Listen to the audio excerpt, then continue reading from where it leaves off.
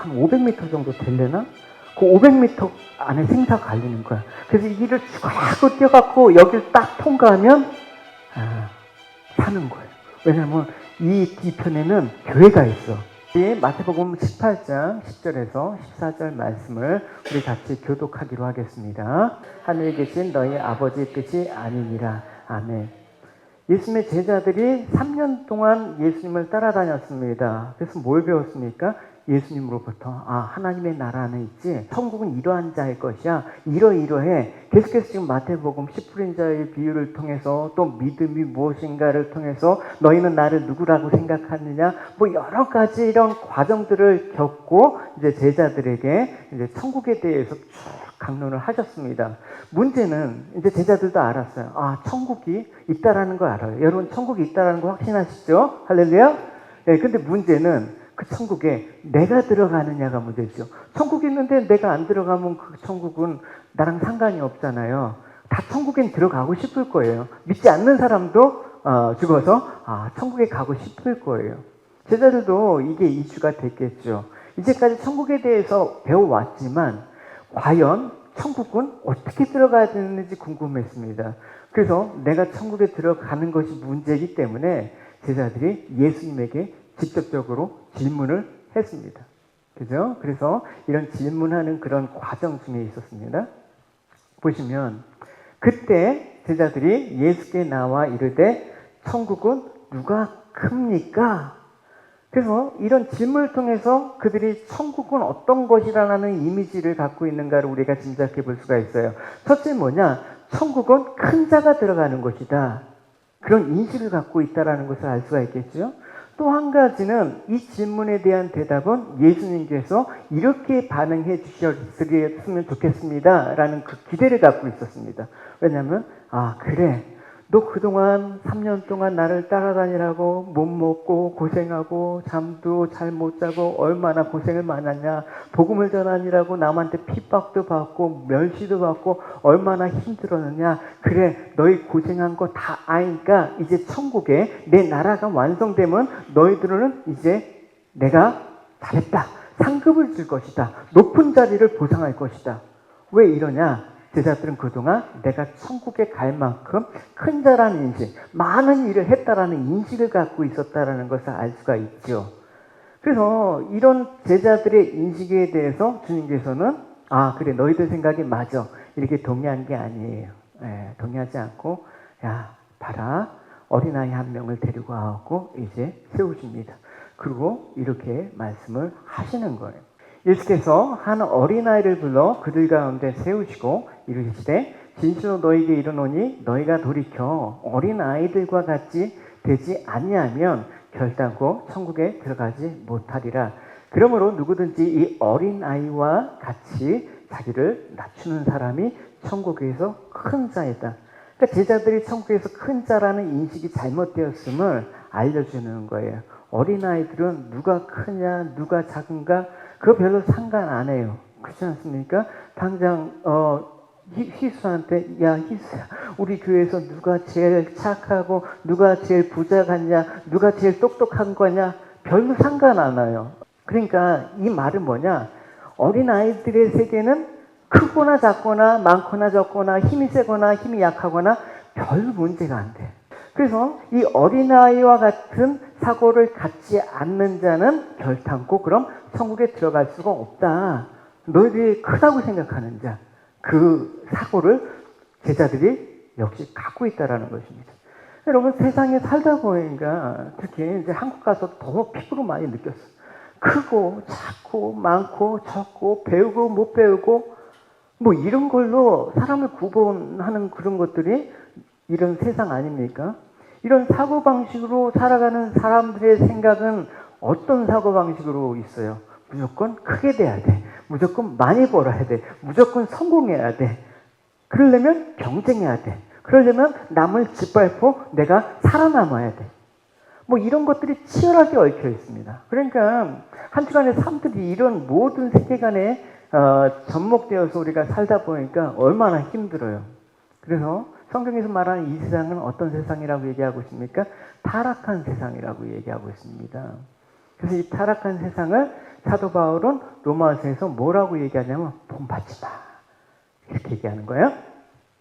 여러분은 이 세상을 본받지 말고 마음을 새롭게 하여 변화를 받으십시오. 그러면 여러분은 하나님의 선하시고 기뻐하시고 온전하는 뜻이 무엇인지 분별할 수 있게 될 것입니다. 여러분, 그러면 우리가 이렇게 큰 자기 사고방식, 이 제자들과 같은 사고방식으로 신앙생활한다. 교회 다니면 어떤 일이 벌어집니까? 야, 내가 적어도 저 권사보다 2시간 더 많이 기도해. 하나님은 나를 더 칭찬하실 거야. 내가 더 많이 헌금해. 내가 더 많이 전도해. 내가 더 많이 봉사해. 그 많이 한 것에 대한 대가로 천국에서 내게 상급을 주님께서 크게 줄 거야. 뭐 이런 사고를 갖고 있다라는 거예요. 여러분, 그래서 시중에 떠돌고 있는 천국과 지옥 간증에 보면 기가 막혀요. 특히 천국 간증은 되게 기가 막혀요. 내가 갔더니 5층짜리 집을 샀더라. 저 사람은 초가집에 살더라. 뭐 이런 사고를 갖고 있는 거. 이게 주님께서 그런 자들은 천국에 들어갈 수가 없어. 그렇게 얘기하는 거예요. 예수님 당시에 이런 인식을 갖고 있는 게 보편적이고, 특별히 이제 종교 지도자를 있지 않습니까? 바리새인들, 서기관, 그 당시 그런 모든 제사장들 이런 인식을 갖고 있었어요. 한번 이 바리새인의 기도를 한번 들어보시면 여러분 직접적으로 이들의 인식이 이런 거구나라고 알 수 있을 거예요. 보시면 바리새파 사람이 서서 이렇게 기도할 때, 하나님, 저는 다른 사람, 즉 사기꾼, 죄인, 간음을 행하는 자 같지 않고 이세리와 같지 않은 것에 감사드립니다. 저는 일주일에 2번씩이나 금식하고 또 모든 수입의 11조를 바칩니다. 이런 인식들. 그러니까 천국에서 제가 큰 자죠. 그러니까 제가 천국에 들어가면 상을 많이 받죠. 이렇게 갖고 있단 말입니다. 그럼 제자들 역시도 이러한 사고방식을 지금 주님 앞에 천국은 누가 큰 자입니까? 라고 묻는 거예요. 그러니까 지금 따지는 건, 내가 그래도 주님 많이 따라다녔지. 내가 주님을 위해서 희생 더 많이 했지. 내가 주님의 말을 더 잘 들었지. 뭐 이러면서 좀 뒷정에 보면 이제 그 세베대, 그 밑에 세베대가 이제 아들 놓고, 주님 나라 이제 주님 예루살렘 입성하셔갖고 이제 왕이 되시면 이 두 아들 잘 써주십시오. 영의정, 자의정 앉혀주십시오라고 청탁하는 장면까지 우리가 좀 더 뒤에 보면 알 수가 있어요.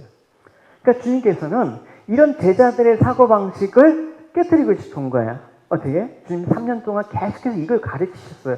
알아도 모르고 가르쳐줘도 까먹고. 그러니까 이제 봐라, 어린아이를 데리고 오면서 말씀을 하시는 거예요. 봐라, 너희들이 누구든지 내 이름으로 이런 어린아이 하나를 영접하면 곧 나를 영접한다.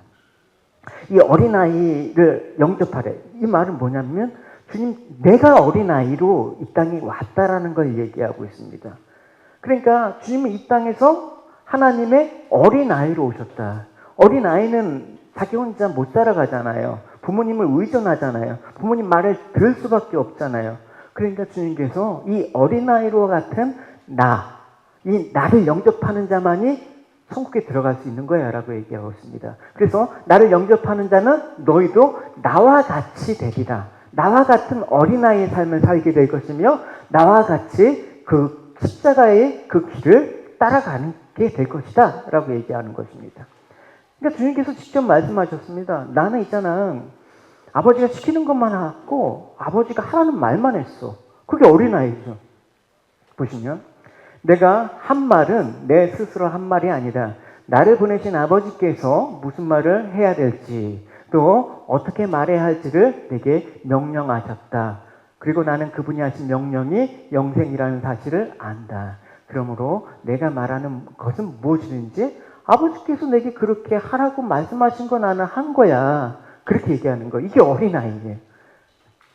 그래서 하나님께서는 창세전에 하나님 백성을, 여러분들을 교회로 택하신다고 얘기하지 않았습니까? 그 택하시면 어떤 의미가 있습니까? 작은 자. 그 작은 자는 뭐라고요? 어린아이 같은 자. 그 어린아이 같은 자는 누구라고요? 예수님과 같은 자. 그러니까 우리는 어린아이로 존재한다라는 것입니다. 그래서 하나님을 의존하고 아버지만을 바라보면서 살아가는 존재로 하나님께서 만드셨습니다. 마치 졌을 때 아이가 아버지, 어머니를 의지하며 사는 것처럼 하나님 백성들은 이제 젖은 막된 아이가 세계관이 바뀐 거야. 하늘 아버지 세계관, 또 그 가치관, 하늘의 그런 그 가치, 그 가치는 이 세상 것과 같이 가지 않아요. 대립되는 거야. 이 세상은 힘이 있어야 되고, 가져야 되고, 강한 자로 살아야 되고, 그러니까 반드시 부딪히죠. 존재할 수가 없는 것 같이 양립할 수가 없는 거예요. 그래서 주님께서 우리에게 항상 너희들 선택해. 어떤 게 너희 주인이냐? 이쪽이야, 이쪽이야. 어느 한쪽만 선택할 수 있는 게 인간이란 말입니다. 그래서 너희들이 정말 천국에서 큰 자라고 한다면 이런 하늘 아버지의 세계관을 가진 자. 이걸 다윗은 이렇게 얘기했습니다. 그의 시편에서 여호와여 내 마음이 허황되지 않으며 나의 눈은 교만하지 않습니다. 나는 커다란 일에는 관심을 두지 않으며 나는 놀라운 일에도 관심을 두지 않습니다. 그 대신 나는 잠잠하고 조용히 있습니다. 내 영혼이 어머니와 함께 있는 젖된 아이와 같대요. 그러니까 누가 크냐 누가 잘났냐라는 이 세상 사고방식과 우리는 오직 은혜로 하나님이 아버지가 아버지 되시는 아버지의 은혜로 살아가는 사고방식은 양립할 수가 없다라는 것입니다. 그래서 주님께서는 이 세상의 어린아이 또 작은 자, 약자가 있잖아. 그 약자의 약함을 못남으로 판단하지 마라고 얘기하고 있습니다. 그래서 그 판단했던 그 사회 정의와 공의가 땅에 떨어져서 주님께서는 그 구약의 아모스에서는 정의를 물같이 공의를 흐르는 강물같이 우리 성경 공부 시간에 배웠잖아요. 그죠?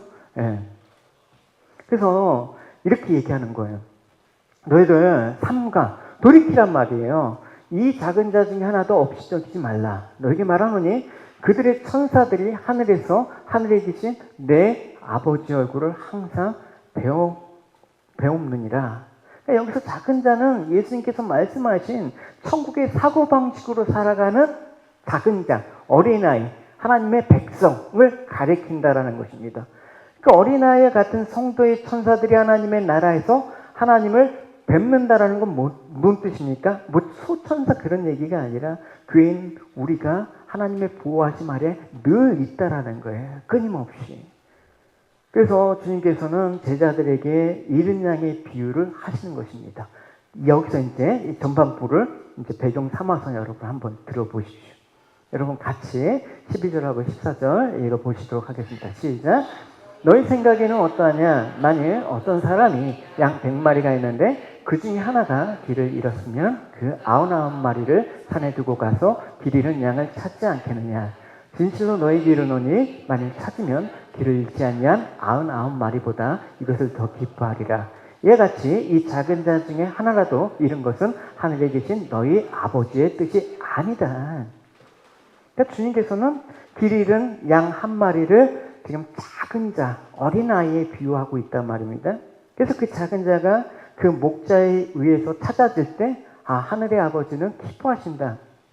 여러분, 이게 우리의 세상적인 사고방식으로 보면 맞지가 않는 거예요. 왜냐, 지금 1마리를 찾기 위해서 99마리를 산에 두고 길을 떠난다라는 거는 바보 같은 짓이에요. 99마리 더 귀하잖아요. 계산적으로도 맞지가 않은 거예요. 뭐 저희는 이렇게 생각할 수 있겠어요. 있겠죠. 99마리를 안전한 우리 같은데 잘 보관하고 보호하고 1마리를 찾아 떠났겠지. 성경에 그런 얘기가 어디 있어요. 그냥 놔두고 떠났다라고 했거죠. 그러니까 여러분 세상적인 사고방식으로는 이게 이해가 안 가는 거예요. 이해가 가들에 동의할 수가 없는 거죠. 그러니까 목자가 잃어버린 양 1마리를 찾고 자리를 잠시 비운 사이에 일이나 사자와 같은 포식자가 잡아먹어갖고 완전히 그 양들이 피해를 입으면 또 어떻게 해. 그러니까 99마리를 지켜야지. 그 1마리 커다란 재산상의 손실은 아니니까 1%의 손실을 만회해보자고 99%를 손실을 하면 안 되잖아요, 우리는. 그러니까 이게 99마리를 지키는 게 합리적이고 더 계산적으로나 이치적으로 맞는 것 같아. 근데 또 한술 더 떠서 누가복음에 보면 또 이 비유가 나오거든요. 똑같이 해주셨어요. 조금 이제 저는 맥락은 이제 살펴볼 필요가 있는데 보시면 이렇게 나와 있습니다. 양 한 마리를 찾아냈어요.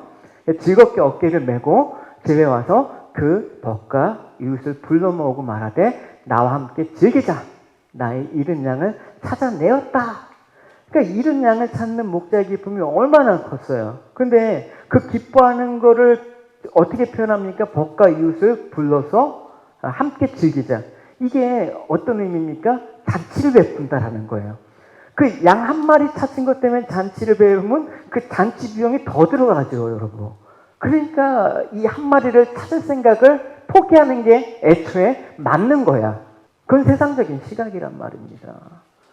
교회도 마찬가지예요, 여러분. 그냥 사람이 하도 많으면 누가 하나, 나도 안 나도 상관없는데, 저희 같이 이렇게 스몰 처치는 누가 한 명만 나오면 이 맨날 목자의 심정이 되는 거야. 왜 안 나오지? 무슨 일이 있나? 막 그런 거예요, 여러분. 여러분들 그러시라고 생각을 해요. 예. 오늘 경수 형제가 글은 5년 동안 잃은 양의 심정을 저한테 너무나 많이 가르쳐준 귀한 형제. 그래서 세상의 시각으로 보면 99마리가 더 귀한 거야. 세상의 시각으로 보면 한 마리는 없어져도 신경 쓰지 않는 거야. 그럼 누가복음에서 이 비유에서 그럼 잃은 양이 누구를 가리키는가? 오늘 마태복음에서는 잃은 자, 작은 자, 어린아이. 근데 그 어린아이와 잃은 자를 누구로 얘기하냐면 회개한 죄인이라는 거예요. 보시면 내가 너에게 말한다. 하늘에서는 회개할 필요 없는 99명의 의인보다 회개하는 죄인 한 명을 더 두고 기뻐할 것이다. 라고 얘기하고 있어요. 너무나 기쁜 거예요. 제가 왜 경수 형제의 삶들을 집착하는 이유가 있어요. 뭐 개인적인 얘기인데 오랫동안 이제 여러 가지 이제 하면서 오버스테이를 꽤 많이 했어요. 아주 많이 했어요. 그래서 애미도 만나서 결혼하고 자녀도 생기고 그러다 교회 왔단 말입니다. 근데 교회 온 게 뭐 신앙 때문에 그런 게 아니라 여러 가지 이제 본인 상황들 그것 때문에 이제 뭐 조금 이제 레터가 필요해서 왔는데 제가 레터만 써줄 수 없다. 여기 와서 적어도 한 달이라도 신앙생활 해야지 내가 그거 보고 레터 써주겠다 하고 잡혀갖고 이제 신앙생활 한 거예요. 근데 신앙생활 한 지 얼마 되지 않아서 회심을 했네. 주님을 인격적으로 만났네. 그 다음부터 뭘 했다고요? 이 분이 이민송으로 갖고 간 거예요. 그러면 자기가 자발적으로 신고를 한 거예요. 내가 이렇게 잘못했습니다. 그래서 이민성 직원이 감동을 받은 거야. 그래서 감동을 받으니까 며칠씩 더 연장할 수 있는 그 부르짖은 인간 뭐 하여튼 그래요. 그걸 줘가면서 뭐 한 달, 몇 달 이렇게. 근데 어느 날 이제 그게 연장이 더 안 돼갖고 이제 추방당한 거예요. 저는 살아면서 정말 이 구절을 경성제를 통해서 진짜 피부로 느꼈습니다. 회개한 죄인 한 명을 더 기뻐하신다. 그게 잃은 양이다. 그러니까 계속 5년 동안 하루에 또 잊어본 적이 없어. 경수 형제의 그런 어떤 삶에 대해서. 물론 떨어져 있으니까 너무나 힘들고 안타깝죠. 어쨌든 좀 해결해야 될 지금도 산이 많은 산 넘고 물을 많이 건너야 되지만 갈 겁니다. 할렐루야. 어쨌든 그래서 이제 우리 눈에는 별로 쓸모없는 이 당시에 바리새인들과 대부분 서기관들 종교층 기득권자들은 유대사의 신앙들이 자기들 때문에 유지가 된다. 이 교회가 나 때문에 유지가 된다라는 그런 생각을 갖고 있다라는 것입니다. 그러니까 자기들 눈에는 아무 도움이 안 되는 그 당시에 세리 또 뭐 죄인들 뭐 이런 사람들은 이 유대사의 신앙에 별로 도움이 안 돼. 없어도 그만. 근데 이런 자를 멸시하는 그런 사회적인 그 분위기 속에서 주님께서 말씀하신 거란 말입니다. 이런 양을 찾는 목자. 너희들이 자칭 하나님께 잘 믿고 너희들 힘과 너희들 공로로 나는 천국 갈 자격이 되지요 하는 너희들보다 자칭 의인들보다 그래 내가 잘못했습니다라고 회개한 죄인 한 명을 하나님께서 더 기뻐하신다. 이 비유를 하시는 거예요.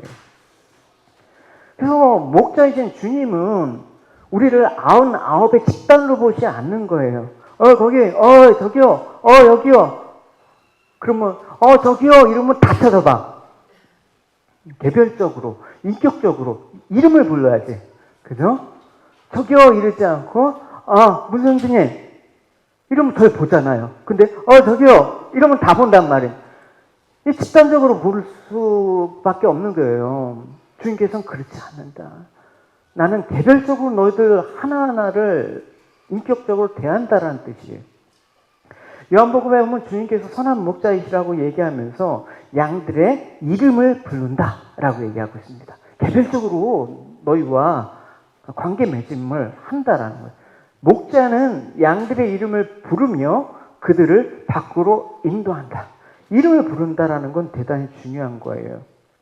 그래서 목자가 양을 대할 때 양이 많다고 해서 한 마리쯤을 소홀히 여기는 그런 일이 없다라는 것입니다. 개인적인 관심을 가지고. 유대에서는 보통 목축업을 하는 전문적인 그런 업자라면 300마리 이상의 양들을 기른다라고 얘기를 하고 합니다. 근데 그 목자는 신기하게 그 300마리, 몇백 마리 양들의 이름을 일일이 붙여갖고 그 양을 기억한다고 얘기하고 있어요. 그래서 어떤 양은 보리야, 어떤 양은 호두야 하면서 이름을 불러요. 그죠? 그래서 그 이름을 붙일 때는 그 얘 특징 생김새. 얘는 호두같이 좀 이렇게 이쁘장하고 그러니까, 호두. 그러면 이제 알아. 쟤를 볼 때마다 보리야 이러면 쟤 때문에 내가 멘탈이 이렇게 좋구나. 감사하면서 부르게 되는 거야. 그러니까 여러분 자녀 이름 함부로 안 짓잖아요, 여러분. 그냥 개통이를 쪄갖고 나중에 얼마나 고생을 많이 해요, 여러분. 그래서 하나님께서 구약에 보면 꼭 이름을 불렀어요. 야, 저기야, 뭐 이렇게 안 부르고 아담아, 모세야, 사무엘아, 뭐 이렇게 부르셨단 말입니다. 여호와께서 모세에게 이르시되 너희 말하는 이 일도 내가 하리니 너는 내 목전에 은총을 받고 내가 이름으로 너를 안다라고 얘기했단 말입니다. 이름으로 너를 안다라는 것은 너를 인격적으로 세세하게 알고 살피고 있다라는 얘기예요. 그러니까 여러분 이처럼 당신의 택한 백성으로 부름을 받은 우리들에게 하나님은 그 인격적으로 다가오세요. 전체를 이루는 어떤 이름 없는 한 개체가 아니에요. 그냥 여러분들은 물론 대표성을 띠죠. 애담교회 성도. 그러나 애담교회 성도라는 걸로 끝나는 게 아니라 그 성도로서 여러분의 특징, 이름, 우리 교회에서 또 이런 좋은 또 역할을 하는 그 귀한 지체, 뭐 이런 식으로 개별적으로 하는 거죠. 그렇기 때문에 목자이신 주님은 한 사람 한 사람 성도의 이름을 기억하고 그 형편과 처지를 아주 세밀하게 알고 보살핀다라는 것입니다. 그러니까 집단으로 보지 않고 개별적으로. 이 예배는 우리가 같이 드리지만 이 예배 가운데 하나님과 예배 드리는 그 만남은 또 인격적인, 개별적인 만남이라고 할 수가 있습니다. 할렐루야. 그 이상한 목자 있지 않습니까? 약간 사기꾼 목자는 이 양을 이용해서 내 유익을 구하려고 해요. 양을 집단으로 보는 거야. 그래서 오늘도 양의 숫자가 더 교회 숫자가 더 해야 돼.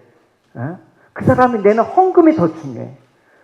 그 사람이 하는 그런 인격이나 그런 삶들은 도외시하고 발육 상태와 숫자만 가지고 결국은 나를 살찌우게 하는 그런 재산으로 본단 말입니다. 성도가 재산입니까? 여러분? 아주 지옥 갈 놈이에요. 그러니까 여러분, 내 욕심을 채워주는 집단적인 존재가 아니라 선하신 목자는 개별적으로 한 사람을 천하보다도 귀하게 여긴다는 것입니다. 주님께서 왜 이런 마음을 가지셨을까요? 주님께서는 어린아이라고 얘기했잖아요. 그러니까 이 뜻은 하나님 아버지의 뜻이에요. 그러니까 하나님 아버지의 관심은 뭐에 있다? 영혼구원에 있다. 그래서 사랑하는 독생자 아들을 이 땅 가운데 화목제물을 우리에게 보내주셨다 얘기하시는 거예요. 요한 1세 보면 하나님의 사랑이 우리에게 이렇게 나타난 바 되었으니 하나님이 자기의 독생자를 세상에 보내심은 저로 말미암아 우리를 살리려 하심이니라. 사랑은 여기 있으니 우리가 하나님을 사랑한 것이 아니요 오직 하나님이 우리를 사랑하사 우리 죄를 위하여 화목제물로 그 아들을 보내셨다. 할렐루야. 그러니까 주님께서는 이런 아버지의 마음을 너무나 잘 알게 됐어요. 그러니까 아버지가 기뻐하는 뜻이라면 기꺼이 제가 아버지께서 선택하신 그 양들을 위해서 목숨을 바치겠나이다. 그렇게 하는 거예요. 그래서 선한 목자이신 주님은 이렇게 고백하시죠. 아버지께서 나를 아시듯 나도 아버지의 마음을 안다. 그래서 나는 아버지의 마음을 받들어서 양을 위해서 목숨을 내놓는다. 할렐루야. 그러니까 목자이신 주님과 양된 그 성도의 관계가 하나님 아버지와 자기와 그 자신, 주님 자신과의 친밀한 관계에서 나온 거예요. 그러니까 너희들도 나의 마음을 안다 그러면, 내가 너희를 정말 사랑하고 내가 너희를 인격적으로 대하는 걸 안다 그러면 너희도 나와 같은 길을 가게 될 것이다. 그게 너희 십자가를 지고 자기를 부인하면서 따르는 길이라고 주님께서 말씀을 하시는 거란 말입니다. 그러니까 내가 스스로 십자가의 생을 지은 것처럼 너희도 너의 맡겨진 십자가가 있을 것이다. 주님은 그랬기 때문에 이른 양 한 마리를 포기하지 않는다. 찾으신다. 우리는 그렇잖아요. 찾다가 없으면 어떻게 해? 아유, 어쩔 수 없다. 그냥. 근데 주님은 찾다가 어쩔 수 없이 포기하는 분이 아니라 찾을 때까지 찾는다. 그게 더 중요한 거예요. 그러니까 주님한테는 당신의 자녀들이 잃어버린 거를 용납할 수가 없는 거예요. 찾을 때까지. 그럼 이제 얄팍한 계산이 있는 우리는 이래요. 아, 주님께서 어차피 나를 찾으실 거야. 내가 무엇을 하든 나를 찾아다니시니까 찾을 때까지 그냥 가만히 있으면 되네.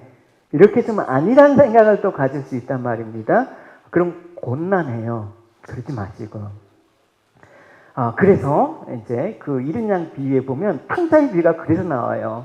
그 탕자의 비유에 보면 하나님을 잃어버린 아들을 기다리는 아버지로 묘사하고 있단 말입니다. 뭐 적극적으로 이른 양을 아들을 찾아가는 그런 아버지가 아니라 그 아들을 기다리는 그 아버지의 마음을 또 같은 맥락으로 얘기하고 있습니다. 그러면 거기서 우리가 생각해야 될 것은 아버지는 수동적으로 기다리는 그런 분이 아니라 적극적으로 찾으신다고 했는데 그럼 왜 그렇지? 왜 집 나간 아들을 찾지 않으셨을까? 그게 아니에요.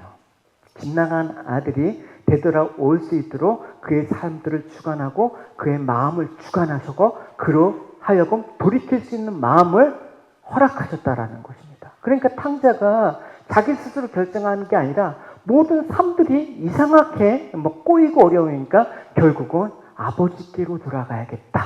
이 마음을 누가 주셨다? 아버지께서 그 마음을 갖도록 하셨다.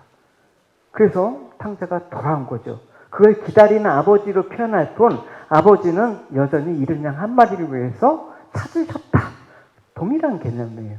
제가 그 2017년도에 탄자니아 갔었어요.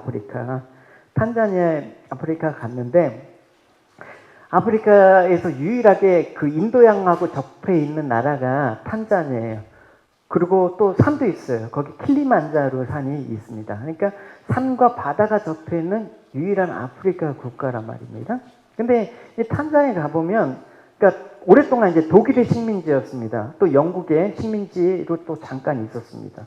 여기가 이제 이 당시 이제 여기가 인도양이에요. 여기에 수많은 노예손들이 정박하고 있었습니다. 이건 뭐냐면 노예들의 목을 쇠사슬로 묶어갖고 여기다 정박한 배가 올 동안 여기 묶어놓고 기다리고 있는 거예요.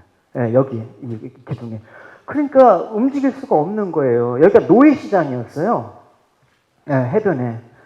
그러니까 이 노예시장의 그 상선들이 그 노예를 끌려가면 영락없이 뭐 죽음 아니겠습니까?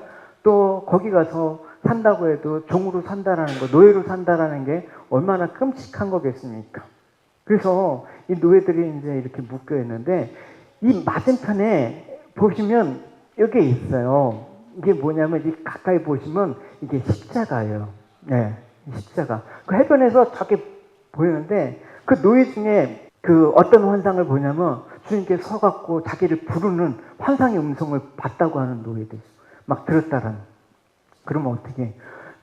그 쇠사슬에 끌려갖고 이제 배로 그 실려가는 그 과정에서 이 십자가에 서 계신 주님의 그 환상을 보고 죽어라 뛴대, 이 길을. 이 길의 거리가 꽤 돼요.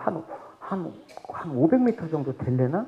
그 500m 안에 생사가 갈리는 거야. 그래서 이 길을 죽어라고 뛰어갖고 여길 딱 통과하면, 사는 거예요. 왜냐면 이 뒤편에는 교회가 있어. 그 서양의 선교사들이 세운 그 교회하고 학교, 뭐 이런 시설들이 있어요. 그러니까 노예 상인들도 이 선교사들을 건들 수가 없어요. 그렇기 때문에 여기를 통과하면 이 선교사들이 이제 그 노예들을 데리고 어떤 협박에도 안 내놓주는 거야. 내 나라, 우리 재산이다. 안 된다. 주님의 은혜로 이곳에 온 자들은 내줄 수 없다. 그러면 끝까지 지켰대. 그래서 이 십자가를 통과한 이 사람은 살 수가 있었다라는 것입니다. 어떻게? 여러분 얼마나 겁나겠어요. 여기서 그 총도 있는데 물론 가다가 죽은 사람도 있겠고 또 감히 시도해 볼 생각을 못했는데 주님의 부르시는 그 환상, 그 음성을 들었고 그 마음을 주셨기 때문에 내가 주님께로 가야겠다면서 달린 거죠. 여러분 우리가 알아야 될 게 있어요. 이렇게 주님께서 우리를 찾으시고 또 기다리시는데 이른 양을 찾으시는 하나님의 은혜가 이제 조금 예수님을 믿을 때만 있으면 믿을 때만 존재하는 거라고 생각하시면 또 안 돼. 왜냐? 이른 양을 찾았는데 찾아갖고 어떻게 하신다? 그 양이 또 하나님의 자녀로 장성한 분량까지 성장할 수 있도록 그러니까 그 어린아이에 출발해서 하나님 나라의 어른이 돼. 세상의 어른이 아니라 거기까지 신령한 젖을 먹이는 거야. 그러면서 예수님을 잘 믿을 때까지 우리를 돌봐 주신다는 것입니다. 그게 여러분 제자들의 삶을 통해서도 알 수가 있습니다. 베드로 있지 않습니까? 베드로는 제자, 더군다나 수석 제자였어. 너가 나를 누구로 하느냐? 살아계신 하나님의 아들이십니다.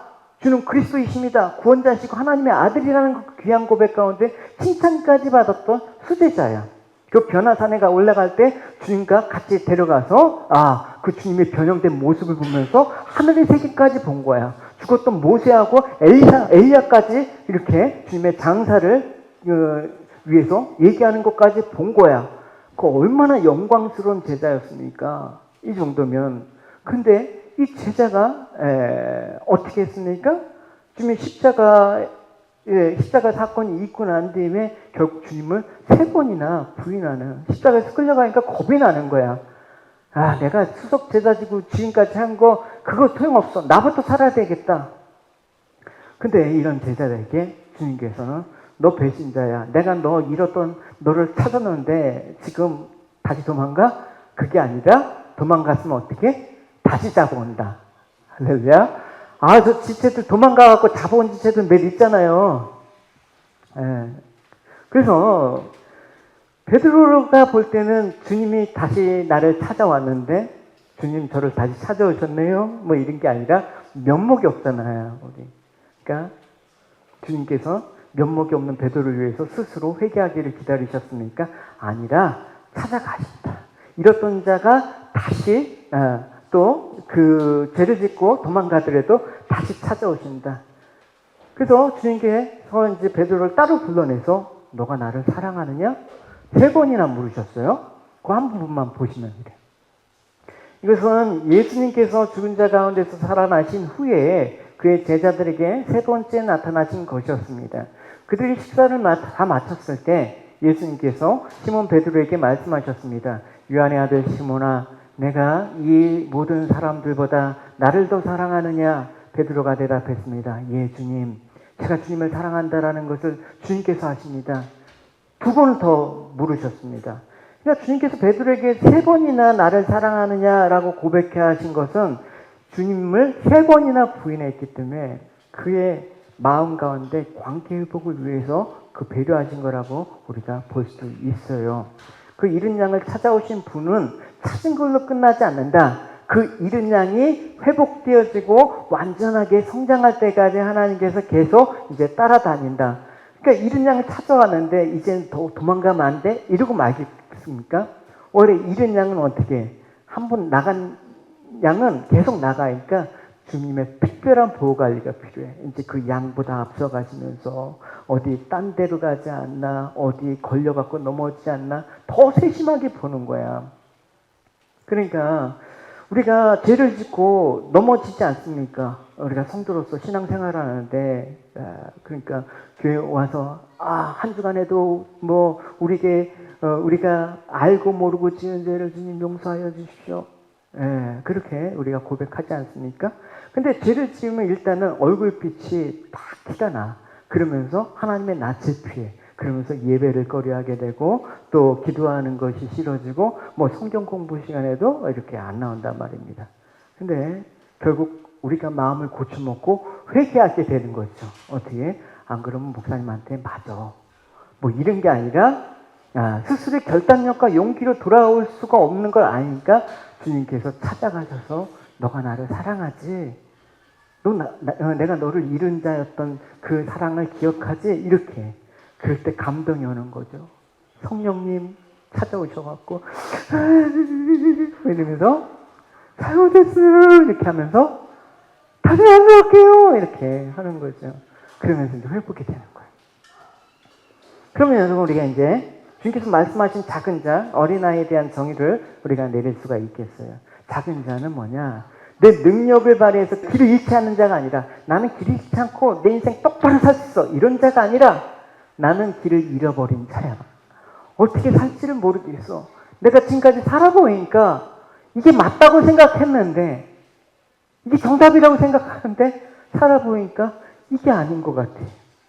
그러면 문득 이런 생각이 들지 않아요? 내가 잘못 살았나? 근데 내가 잘못 살았음에도 불구하고 길을 잃은 자였는데 나는 아버지께서 찾으시는 은혜와 긍휼을 입었어. 그 인식을 가진 자. 이게 작은 자라. 이게 천국에서 큰 자란 말입니다. 그런 자가 천국에 가는 거예요. 하나님은 당신의 은혜 앞에 무릎을 꿇고 정말 하나님 아버지가 나를 찾아주시지 않다면 나는 영원한 내가 갈 길, 내가 좋아하는 길 갔다가 그게 사망의 길인지도 모르고 죽을 뻔했네요.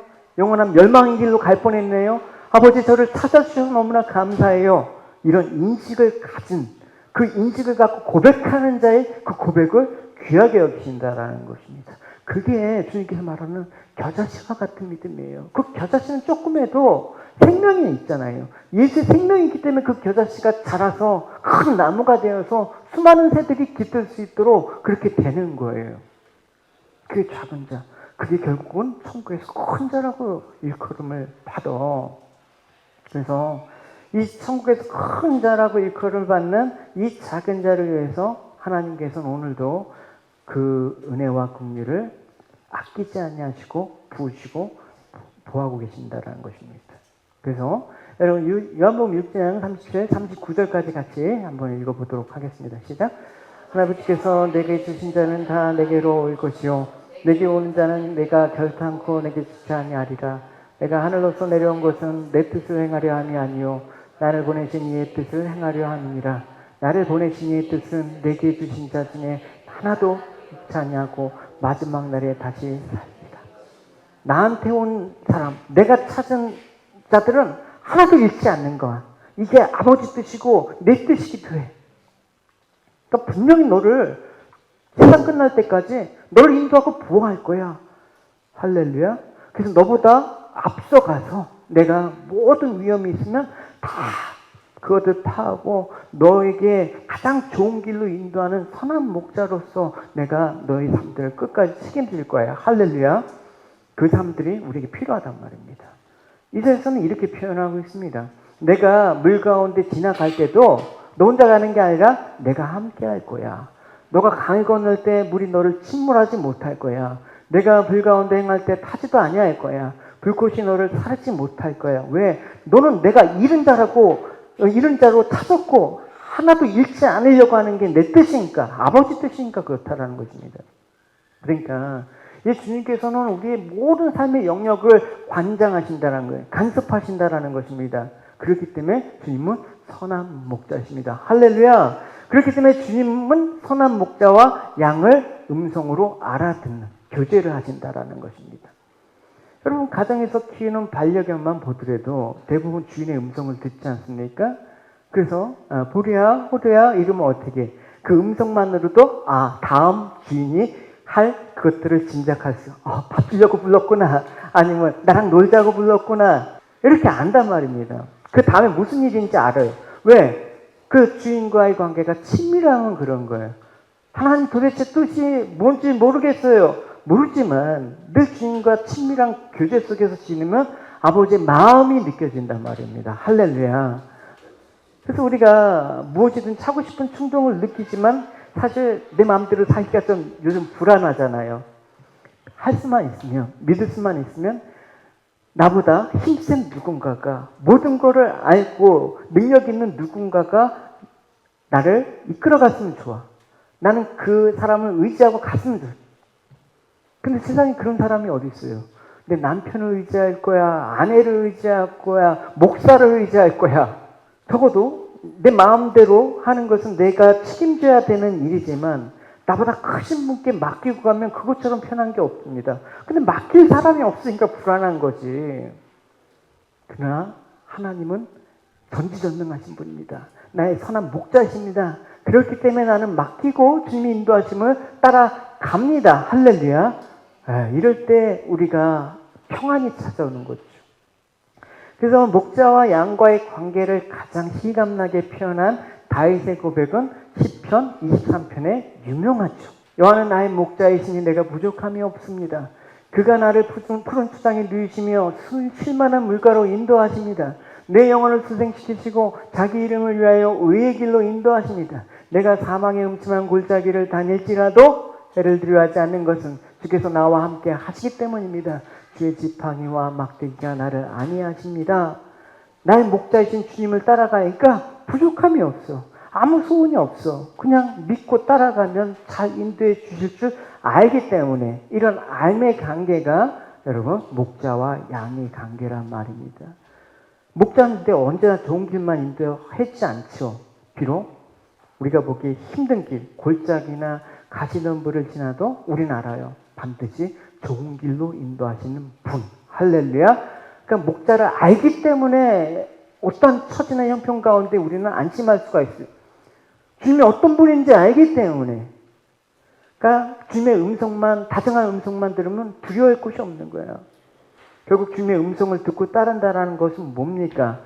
순종한다라는 의미가 표현돼요. 탄자니아는 여러 가지 그 언어 중에 탄자니아만의 독특한 그 자국 언어가 있어요. 스왈리아어인데 그 스왈리아 중에서 시키다라는 말이 있는데 시키다라는 거는 뭐냐? 듣다예요. 근데 그 듣다를 어떤 의미와 같이 하면 feel, 같이 느끼다라는 동의어로 쓰인단 말입니다. 그러니까 그 탄자니아 사람들한테 나 지금 좀 배고파 이러면 그 사람들은 배고픈 게 그냥 들리는 게 아니라 그 배고픔이 느껴지는 그 언어가 그래요. 그러니까 되게 친절해요. 모르는 사람에게도 탄자니아에서 적어도 인간적인 마주치면 우리는 굿모닝 안녕하세요. 처음 뵙겠습니다. 이게 아니라 20가지 인사를 해요. 그러니까 인사만 하다 보면 아는 사람이 아니라 모르는 사람끼리 그래요. 인사 한 20가지 하면 한 10분, 15분 흘러. 안녕히 가세요. 이러고. 느낀다라는 거예요. 언어 자체가 그렇게 구조가 되어 있더라고요. 그러니까 주님이 내가 너를 사랑한다. 그러면 그냥 듣는 게 아니라 느끼는 거야. 주님이 나를 위해서 어떤 희생을, 나를 찾기 위해서 어떤 아픔을 겪는지 그 안타까움이 느껴지니까 주님이 너를 사랑한다 하면 들리는 것뿐만 아니라 그 사랑이 느껴지니까 그 양은 따라간다. 그걸 얘기하는 거예요. 주님 말씀 반응을 하는 거. 그게 사는 자 아닙니까? 그래서 여러분 양이 주님을 따라가는데 그렇다고 여러분 우리가 그 양은 주님의 사랑만 받는 가축이 아니죠. 양은 목자에게 또 여러 가지 유익을 제공합니다. 실질적으로 고기도 또 젖도 털도 이렇게 바치지 않습니까? 그러니까 이 말은 참된 주님의 양된 성도들은 자기를 위해서 희생하고 베푸신 주님께 감사하게 돼. 그 나라를 위해서 내 거 희생하는 걸 기뻐하게 되는 거예요. 그러니까 예전에는 막 헝금하고 교회에서 봉사하면 내 거 그냥 아깝고 희생하고 막 그러는데 자발적으로 주님 베푼 사랑이 너무나 느껴지니까 은혜의 가치를 아는 사람이 자기 재능과 물질과 시간을 주님께 바치는 것을 즐거워한다니까요. 그게 또 주님의 동참하는 것을 마땅하게 여기는 거예요. 내 양은 그래서 내 음성을 듣고 나도 내 양을 안다. 그렇기 때문에 내 음성을 들으면 어떻게 느껴진다. 시켜. 그래서 내 양은 나를 그래서 따르게 된다. 그러니까 여러분 그냥 주님의 말씀을 듣는다라는 표현 가운데 느껴지는 이 단어가 동시에 여러분 가지셨으면 좋겠어요. 보시면 여기가 그 십자가 뒤편이에요. 교회가 있고 여기는 기숙사. 그러니까 그 노예들이 이제 거기서 잡일을 하는 게 아니라 복음으로 훈련을 받아 양육을 받는단 말입니다. 너희들은 이제 더 이상 노예가 아니야. 너희들은 이제 더 이상 갇힌 자가 아니야. 너희들은 자유인이야. 그러면서 복음을 성경을 보고. 그래서 여기서 있던 이 사람들이 실제적으로 목회자가 되기도 하고 또 복음을 전하러 또 이제 또 파송도 되기도 하고 여기서 대신 이제 이 상태에서 이제 밖에 나가면 안 되니까 일종의 또 도피성과 같은 역할을 하죠. 이 안에는 이런 수많은 무덤들이 있어요. 그러니까 이 땅에 수많은 선교사들 또 이 땅에 그 노예로 왔다 자유케 되어 하나님의 사람으로 이렇게 복음을 위해서 헌신한 사람들의 묘지가 있어요. 예. 보시면 여기 나이가 있죠. 잘 안 보이는데 여기 보면 나이가 뭐 보면 17세, 24세, 묘비에 25세, 21세, 20대 죽은 분들이 많고요. 오래 산 분들이 별로 없어요. 이들은 왜 이런 삶을 살았을까? 왜 젊음을 던지고 왜 이런 희생을 아까워하지 않았을까? 왜? 주님의 은혜를 안 자는 그렇단 말이에요. 그러니까 여러분 우리가 자기의 힘으로 살아가는 세상에서 수단과 방법으로 잘 사는 거? 잘 살아봤자 몇 년 살아요. 힘을 키워야 돼? 그 힘, 나이 같으니까 이제 별로 소용이 없더라고요. 내가 가치와 존재를 인정받아? 에이, 일 끝나고 은퇴하니까 힘들어 하더구만요. 여러분. 우리는 세상의 이른자였습니다. 저 여러분은 세리와 창기와 그런 죄 많은 자였습니다. 근데 하나님께서 찾아주셔서 하나님의 작은 자로 택함을 받았습니다. 할렐루야. 이 시간 나를 찾으신 주님께 감사하고 이 기쁨에 함께 참여해서 이제 이른 자들 찾으시는 아직도 이 땅 가운데 찾아야 될 누구 한 영혼이 있다 그러면 우리 인생을 주님과 함께 기꺼이 내어놓는 그런 저와 여러분이 되시기를 주님의 이름으로 축원합니다. 우리 같이 함께 기도하실 때